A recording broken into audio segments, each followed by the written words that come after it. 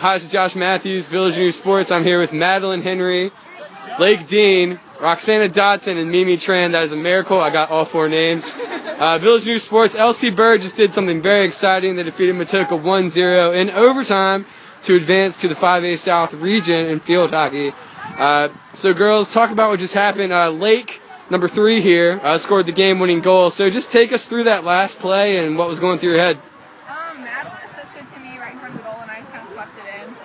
It was a pretty rough ending to the goal. It was a good ending to the game, but it was rough. It went into overtime, and as you can see, the weather here is pretty hard. Yeah, it's pretty hard to play in. It's rainy and cold, but I'm really glad we won. So it was a really close game the whole time. I guess you guys kind of a struggle. What made it that way? We wanted to win it for